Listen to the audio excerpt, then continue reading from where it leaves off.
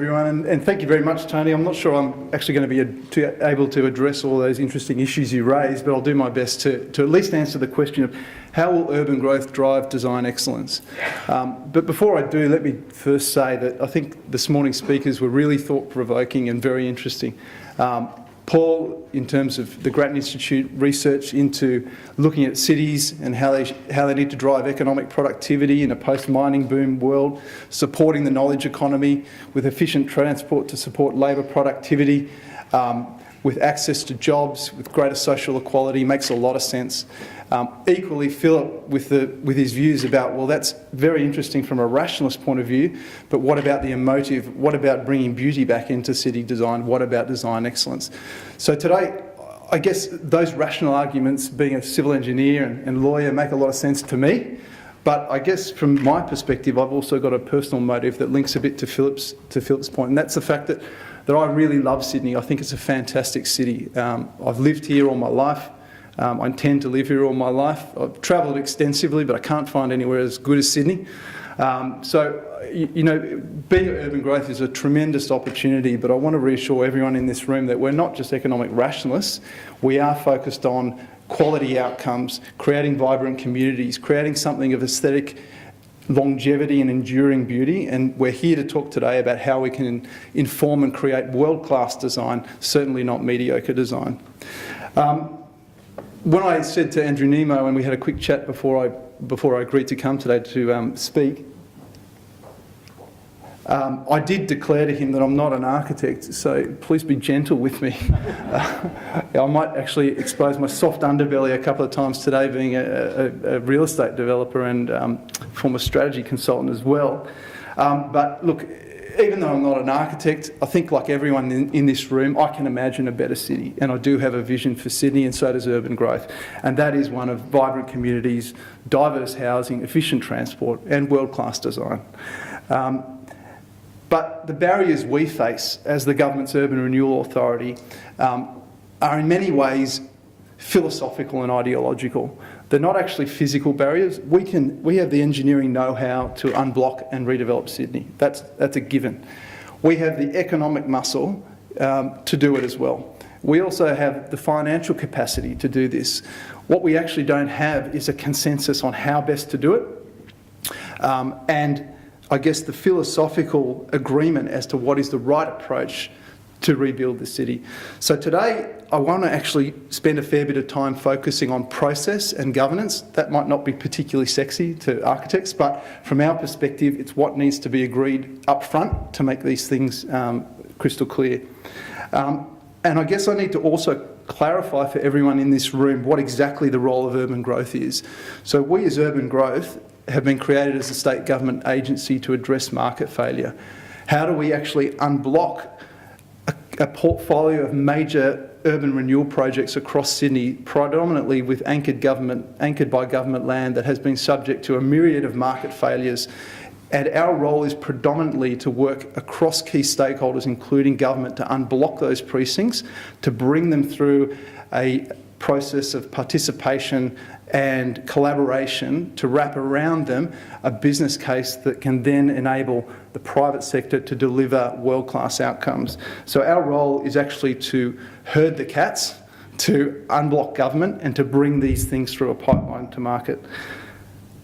So today, really what I wanted to do is talk about four things, if this works. I'm going to talk a little bit about urban growth, exactly who we are, just to make it clear what it is we do and how we fit into the broader government framework, and also what our core competencies are and how we can add value. Second point is I'm going to talk a little bit about a new approach to urban renewal, or we call it urban transformation in city. Third point is I'm going to talk about how that approach will actually deliver world-class design outcomes with your help. So we can't do it alone. We're actually relying on everyone in this room to play a part in delivering those outcomes. And the last bit is I want to talk about, just touch upon briefly, the Bays Urban Renewal Summit that we're hosting in 2 weeks' time, to give you a little bit of a flavour around what that is and how that is actually the case in point first example of us rolling out our new urban renewal approach to urban transformation in Sydney. So, about urban growth, and I'll be reasonably quick because most of the people in this room probably know about it, but it's an important discussion. So urban growth grew out of Landcom, but we are not Landcom anymore. We still have a greenfield land subdivision business, but we're transitioning out of that in 3 years. Our focus is solely on a portfolio of major urban renewal projects, 6 in Metro Sydney and 1 in Newcastle. These projects are large, they're strategically located in significant areas that require intervention from government to maximise either the transport connectivity or the economic clusters in which they support, but they're subject to market failure and they do require some intervention from government. You can see an example of one on the screen there, which is the Bays Precinct, which I'll talk about a little bit later. So urban growth's role is to focus on this portfolio, and the objectives we're trying to drive are fivefold. One is housing and jobs. The second is economic growth. The third is integration with transport to make sure that we support the transition to a knowledge economy, labour productivity and efficient city. A fair return for taxpayers in the way we go about it, and a collaborative and participative way in which we deliver it. So I'll emphasise the last of the 5, a collaborative and participative way. Our ambition is 3 words, and I put it up there. It's a little bit paraphrased compared to our longer ambition, but those 3 words are actually important, and I need to unpack them so you understand what it is our vision is for urban growth. It's to transform city living. The first word is important, transform, because we are intending to break the mould with these projects. We're not intending to tinker at the edges. There's no point doing that. What we want to do is adopt a completely different approach, and we want to drive world-class outcomes. The city word is important because it's emphasising the focus on a metropolitan portfolio going forward. To distinguish it from old Landcom that had greenfield, we're very much focused on metropolitan Sydney. And the living, which I'll get to when I unveil the new urban renewal approach, is important because ultimately what we're trying to create is places for people to live. These are going to be enduring places that last 50, 100, several hundred years, you'd imagine. Success has to dictate that that's the case. So really there are 3 words, and that is our ambition statement, and we're committed to it. We've actually reflected on ourselves internally and looked carefully at our culture as an organisation, and we've completely moved from a culture that was one of problem solving to a culture of excellence. So what we're trying to build inside urban growth is a culture of excellence supported by 4 key values. We intend to be visionary, we intend to be collaborative, we intend to be accountable, and above all, we intend to be courageous. And we have to be courageous if we're going to transform city living. So I might just explain or just unpack quickly our portfolio for those who don't know. But the 6 metro projects and Newcastle projects are effectively this. We've got Green Square that everyone's aware of. We've had a great result last weekend in terms of the first sales release there, and our partnership with Mirvac is going well. And that's a very advanced project at the end of the value chain. So it's distinguished from the other projects in our portfolio, which are very much embryonic, and we're bringing them through a process of unblocking them and addressing market failure. Those other projects are central to Everleigh, that you'd be aware of, where we're looking at transforming a railway corridor and thinking about what that could possibly be. Parramatta Road, in terms of supporting the WestConnex motorway with an opportunity to transform a key artery of Sydney for redevelopment. We're also looking at the North West Rail Link in terms of how we can support key transports program, North West Rail Link team out there. We have the Parramatta North Precinct, which is literally just north of where we are today, which is a key opportunity to address an area of fragmented government land that has massive heritage constraints, remediation constraints. I know Ross and Rod and Philip all have participated in PRPs and are familiar with the challenges with that site. But our role there is to really, again, coalesce government support to finally do something with the precinct that can make a major contribution to a polycentric node like Parramatta, but it requires intervention. The Bays Precinct that I'll talk a little bit later about, and the 7th project is Newcastle Urban Renewal, where we're supporting the light rail program and looking at measures in which we can then catalyse urban renewal and rejuvenate that city. And that's as much about economic development as it is actually about transport up there, particularly in a post-mining boom world, and how do you keep Newcastle's employment buoyant, and how do you rejuvenate that city. So that's the ambition, and hopefully that's explained what is urban growth. I'd now like to talk to you, to see how I'm going on time, I'd now like to talk to you a little bit about what is our new approach to urban renewal in Sydney. So, here it is. It doesn't look like much, but I can tell you there's a fair bit of thinking behind this, and I'll dwell on this for a little while. And this is actually forming the backbone for the Bays Summit that will be taking place in the next 2 weeks. So really this is probably the key slide in the deck, and I'm going to talk through this today.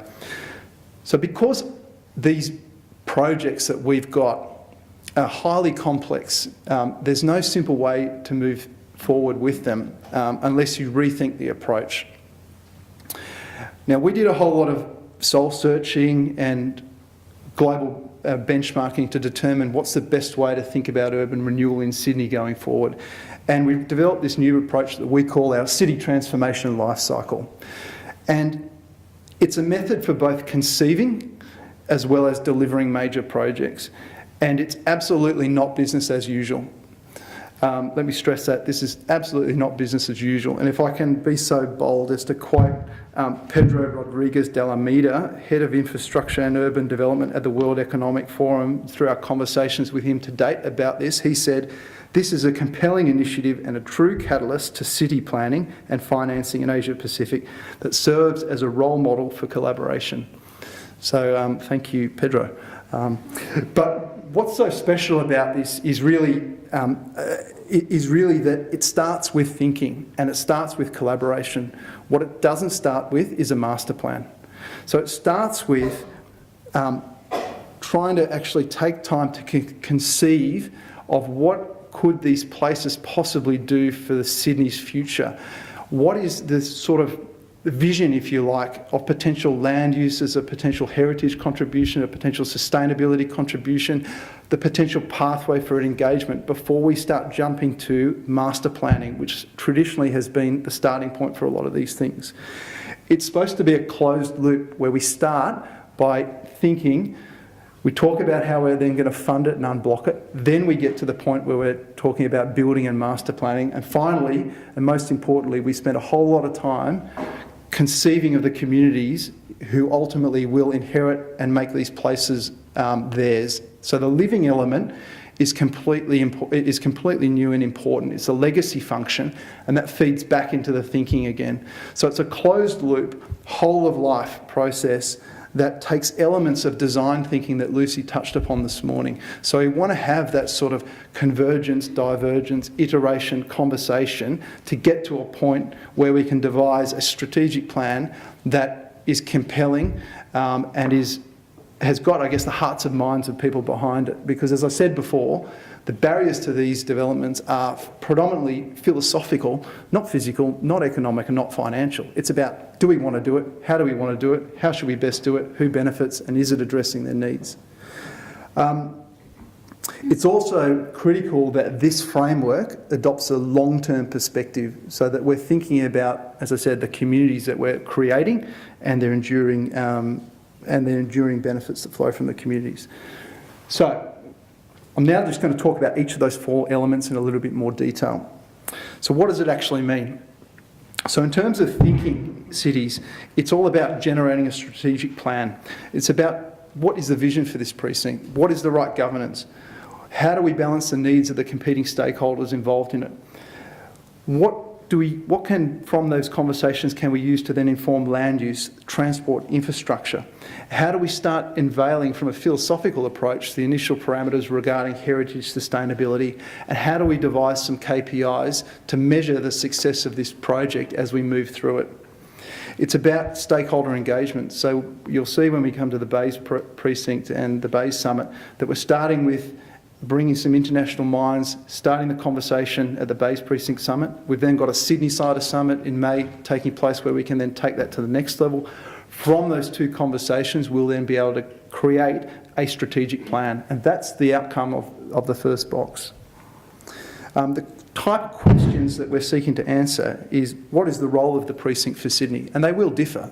The role of Parramatta North will be very different from the role of bays, which will be, again, very different from the role of Central to Everleigh.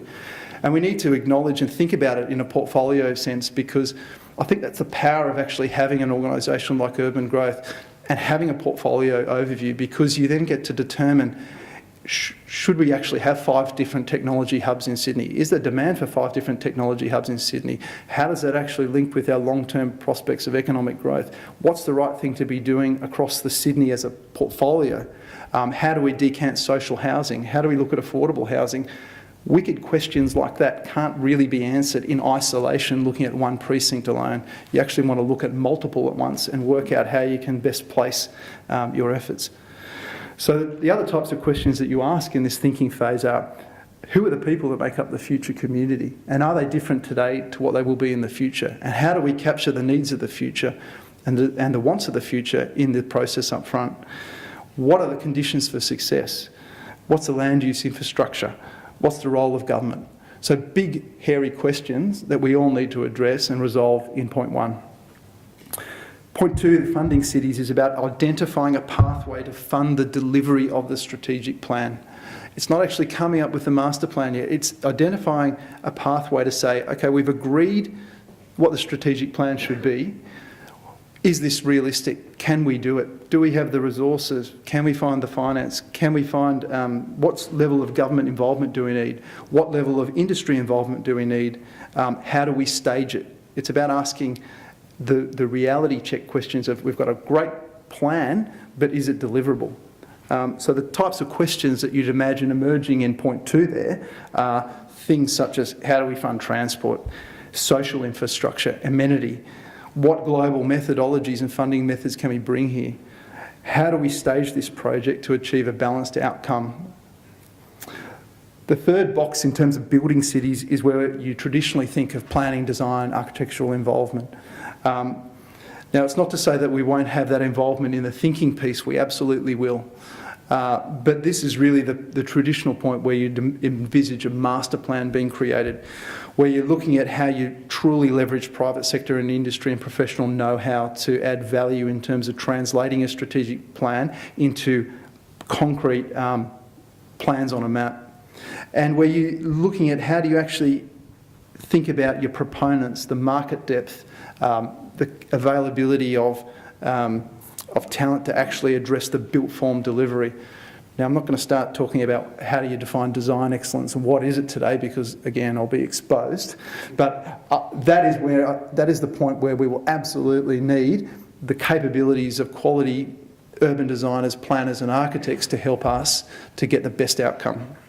So the types of questions that we answer there that you're all too familiar with are things like, how do we foster a unique sense of place? What do we build? Where do we build it? How big should it be? What should it look like? What are the parameters we want to put around it to truly ensure world-class design? And the last box that I've touched upon is the living cities, and that's really the opportunity to truly consider how we build a resilient and prosperous city. It's about the long-term thinking, the community creation, the legacy function, the inheriting of place management, learning from mistakes, and we've got mistakes domestically and internationally, plenty of them that we can learn from as to how you don't go about it. And I'm not going to name names because it'll get me in trouble, but you're all aware of how we could do things better. But again, it's about clear vision, clear planning, appropriate transport, right land use mix, generous amenity, focusing on the needs of today's community and the future community and balancing them, and appropriate project staging. And again, iterating. So once you've conceived that, feeding it back into your overarching strategic plan and pressure testing it as these projects progress. These are 20, 30-year projects. This isn't a 5-year project. And even when you finish the 30-year project, the last lot sold, it doesn't end there. You've then created a community. How do you keep that place active? How do you ensure that it's vibrant for the next 50 to 100 years? That's what you need to actually think about in that box. And the type of questions you'll be answering at that stage are, how can Sydney be more than a livable city? How do we attract and retain talent? All of those things that the Committee for Sydney and Lucy Turnbull talks about often. So look, this is a fresh new approach, and we hope that it will actually allow us to, collectively answer some of the wicked questions that we need to solve housing affordability and intergenerational equity, we're all aware of it. Social equality, the rise of double income time-poor families and the work-life balance that Paul touched upon. I mean, these are complicated issues, particularly if you're commuting miles to get to work each day. Transitioning to the knowledge economy and ensuring effective job density. These types of precincts, through appropriately scaled and sympathetic density, can deliver and assist in effective job density and the creation of a vibrant and more productive economy. 5 minutes. Okay. See, I told you there's a good methodology. So, I'll be quick. How do we deliver world-class outcomes? I've talked about establishing the strategic plan. We've got to earn trust from stakeholders in government and the community to make sure that this fresh approach is being embraced and we're non-partisan in our approach. So we're not representing industry, we're not representing any particular interest group. We need to be standing in the middle of government, community and the proponents and making sure that we get a balanced and fair outcome. We need to have confidence as Sydney-siders to create a unique Sydney way. We can't transpose Paris here or London. We are an innovative country and we ought to rely on the talent in this room to come up with an innovative and uniquely Australian solution. We need to encourage quality planning and design using expert involvement at the right stage. We need a procurement process that encourages early private sector involvement with know-how and IP so that they can add to the government capabilities to make sure that we get great outcomes, but we need to do it, most importantly, in a transparent and competitive way. And when we go to the market, it has to be transparent and competitive. And we need to, above all, as urban growth, demonstrate leadership. And we did that with the Thornton Terraces under Landcom, and we're now exploring new models of affordable housing in central Everleigh as well. So, very quickly then, how are we actually using that approach in the Bays precinct? The Bays precinct is a globally significant precinct, but so are the other 6 projects in our major portfolio, but this is one that's captured headlines, obviously, just because of its proximity to Sydney. And 80 hectares of land, 2 k's from the CBD. It's a 30-year project, 5.5 kilometres of waterfront. It has amazing potential and we have to get it right. And we owe it to our generation and future generations to get this right, which is absolutely why in 2 weeks' time we're hosting the Bays International Summit and we're unveiling and applying the new methodology that I've talked about today to make sure that we can conceive a strategic plan in a participative and collaborative manner and leverage the best of what we can all offer. Those 4 principal assemblies at the Bays Summit will actually address those 4 elements of the boxes that I talked about, the city transformation lifestyle. And by the end of it, we'll have a communique we can then take to the Sydney Cider Summit in May, and then from that, agree a strategic plan as to what we're going to do with the Bays precinct. I can see Tony giving me death eyes, so I'll be as quick as I can. So I don't want to steal the thunder from the Bays Summit, so that's probably enough said about that. So in conclusion, I hope that I've at least told you a little bit about what urban growth is, our fresh new approach to urban renewal, how that can, with your help, deliver world-class design outcomes. But again, we'll need the help of all the experts in this room to do it, and provided you with a little bit of an overview as to what's to come. I'm a strategist, so I think about ultimately how do you get your core competencies and combine them with the core competencies of industry to then get the best outcome. That's what we need. This can't be done alone, and I just implore you all to be patient with us. We're working on this fresh approach, and I think it'll deliver great results. Thank you very much.